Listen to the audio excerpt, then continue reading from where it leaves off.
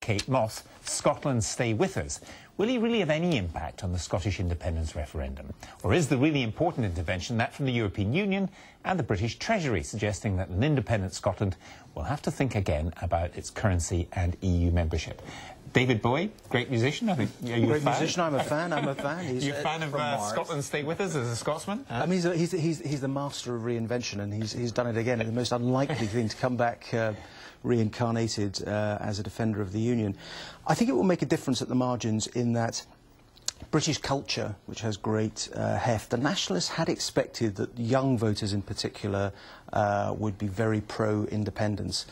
And actually what Bowie has done is he's reminded a portion of the Scottish electorate that, and he is although he lives in New York, he's a creature of British culture.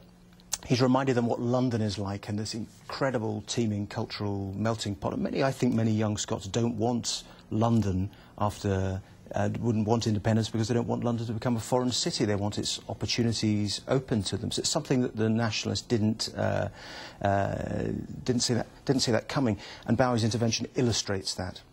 Where I think the nationalists have had an incredibly difficult couple of weeks is that you have to remember that Alex Salmond's entire strategy, and he's been working on this for 25 years, was all about establishing an idea of reassurance so that you could vote in Scotland, but you would still keep the Queen as head of state. You would still use the pound sterling, and you'd have a guarantee that the morning after the referendum you'd still be in the European Union. Now, in the last couple of weeks, there's been this extraordinary assault by the UK political establishment and the Bank of England to say, no, you can't keep the pound. There isn't going to be a currency union. English voters are not going to underwrite and potentially subsidise Scottish registered banks. So that's the first big difficulty for Salmond.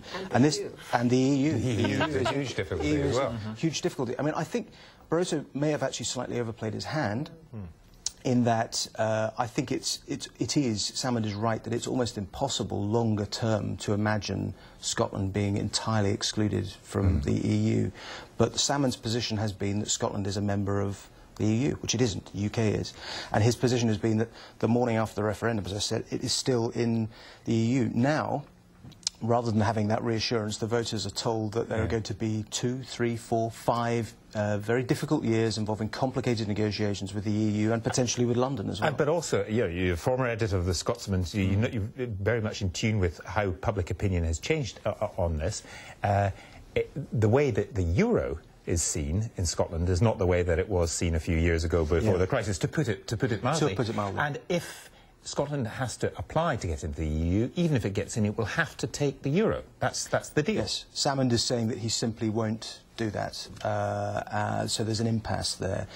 I mean, Salmond, until very recently, until Greece and until the Eurozone implosion, Salmond's view was that Scotland needed to get away from the shackle of the sterling zone and join the euro as quickly as possible.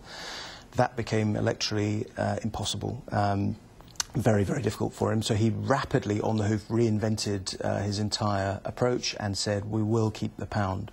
But didn't game this properly and didn't calculate that the English, particularly the English political establishment, wouldn't just take this lying down. They may have a view on it. I mean, they may have a view. How do you see it? You've reported on it and so on. How do you think it's seen across the EU? Across the EU, it's not. I mean, most people don't really understand it. That first of all, and I personally do think it's as irrational and sentimental as the Tories wanting to leave the European Union. Yet they sort of urge the Scottish people to stay within the UK.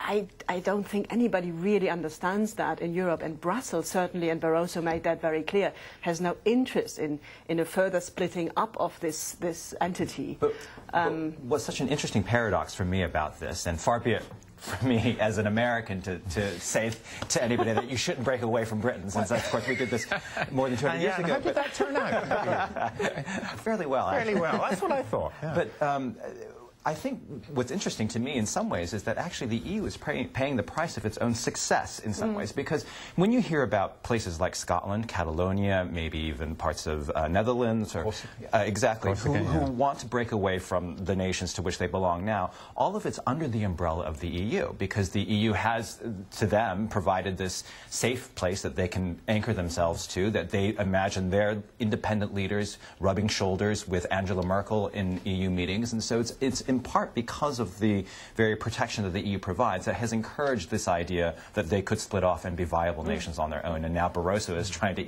go, row back all that and say, well, no, well, we can't have you breaking up, because, again, in the architecture of the EU, they never really thought what would happen.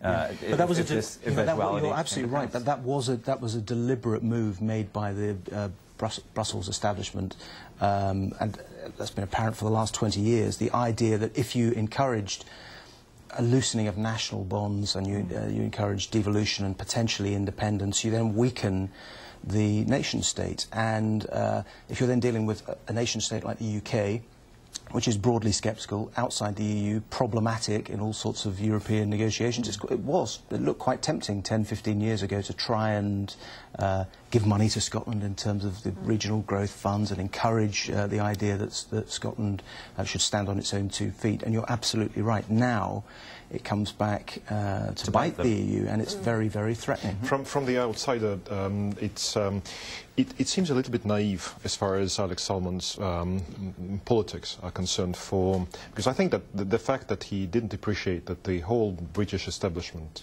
Bank of England, EU, governing Conservative Party, actually all the parties in Britain will unleash all this kind of, big political blows onto him. Deal with this. How are you going to deal with this? How are you going to deal with this?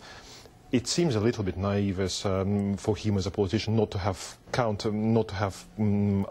the answer to foresee that initially. But I mean, as you well know, he's a brilliant political tactician. He's excellent at political jiu-jitsu, and what he's done is taken all of that and said, well, this is bullying and bluster from the British establishment. And you know what? David Cameron coming to Aberdeen with his cabinet, is that going to help? Yeah. This week. Yes. In other words, it's a very difficult thing for Cameron to do, and perhaps the best he can hope for is a revival of Labour in Scotland, paradoxically, who are the one group who can really argue effectively for the Union, with association with the difficulty is for the Unionists is that this vote all comes down to West Central Scotland, and particularly male left-of-centre voters who 20 or 30 years ago you just weighed the vote, and it was Labour and it was Unionist, and that vote is now potentially up for grabs. So in those circumstances, Tories going to Scotland, particularly public school educated Tories like David Cameron and George Osborne, is a high-risk political strategy, because their party in Scotland has very few votes and they have very little political leverage. What Salmond now is banking on is that this British establishment intervention will produce Braveheart-style, a howl of rage and just anger, that people who might not be entirely convinced by the idea of independence just think, well, I'm not sure about it, but I certainly don't like being lectured by George Osborne and David Cameron. This is only the start, right? So it's just the first indication of how difficult it will continue to be until the referendum vote in September. Right? We've got 7 months or so. Well, exactly. So I'm thinking if 7 months before the vote, the British establishment already are using Barroso, and maybe he was right, maybe he was wrong about Scotland's future in the EU, but irrespective of that, this will continue to be. And I thought, again, from someone who is only visited Scotland on a number of occasions, and the closest link we have with Scotland is, I think, Lermontov, who is the Russian poet, and his ancestors. I thought Russians like Robert Burns. True. Robbie Burns. No, absolutely. Burns nights. I took part in Burns. Yeah. Absolutely, yeah, that's true. But again, one of those things. It's very interesting, because it would be really interesting to see what people in Catalonia think about it, what people in Corsica think about it. Sort of thinking a longer view for the threat as well. No? Spain. I mean, that Barroso made that up a bit. I mean, Spain hasn't yet said anything anything to that. I mean, it might rather be London if London is still in the EU, who could vote against that. But let's take a very black and white example. Not Catalonia because of the separatist movement there. What about just when the country wants to just disintegrate Wallonia and Flandria, for example? You know, Belgium is part of the EU. Would they really go against Belgian government saying, no, you know, go and negotiate with us again for the next 10 years? Yes, or you're no longer a member if you are just Flanders or Wallonia. And it's really hard to explain to people how on earth Scotland, being part of the EU, cannot become an independent part of the EU. But just to touch on this, the difficult road that David Cameron's got, you know, he is the Prime Minister of the United Kingdom, and he could be the last Prime Minister of the United Kingdom if there's a yes vote. Right. But he is also, as Nicola Sturgeon, the Deputy First Minister of Scotland said, she said, quote, the living embodiment, basically, of why you should vote yes. Right.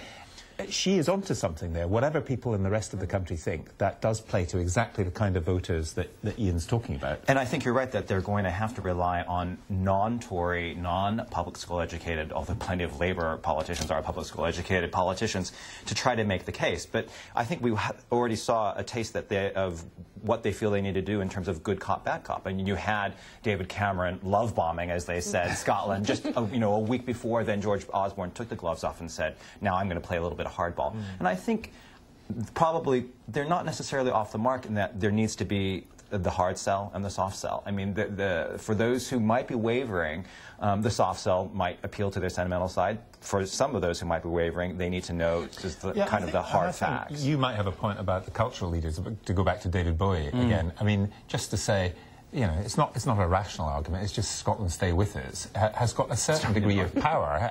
You might think, oh, entertainers forget what they say, but it does have a kind of sense of affection. It did, yeah.